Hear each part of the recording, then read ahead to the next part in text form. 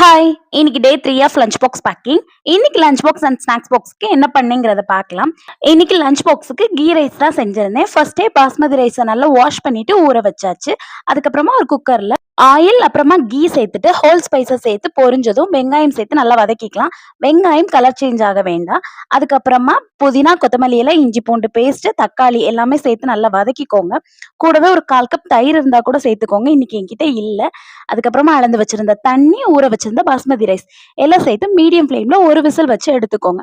கடைசியா நெய்யில கொஞ்சமா முந்திரி பருப்பு வறுத்து சேர்த்துக்கிட்டா டேஸ்ட் இன்னுமே சூப்பரா இருக்கும். அதெல்லாம் ஆல்ரெடி நீங்க ஹோல் ஸ்பைசஸ் ஆட் பண்ணும்போதே முந்திரி பருப்பு சேர்த்து கூட தாளிச்சுக்கலாம். இதுக்கு காம்பினேஷனா காரசாரமா சிக்கன் கிரேவி இல்ல மட்டன் கிரேவி ஏதாச்சும் செஞ்சா சூப்பரா இருக்கும். பட் காலையில லஞ்ச் பாக்ஸ்க்கு அதெல்லாம் பண்ண முடியாது. ஸோ அதனால சிம்பிளா இன்னைக்கு கிரீன் பீஸும் பொட்டேட்டோவும் போட்டு ஒரு கிரேவி தான் செஞ்சிருந்தேன். பையனோட ஸ்நாக்ஸுக்கு கிரீன் பீஸ் கூட லைட்டா 2 உப்பு மட்டும் போட்டு மிக்ஸ் பண்ணிட்டு கொஞ்சம் நட்ஸும் சேர்த்து பேக் பண்ணிட்டேன்.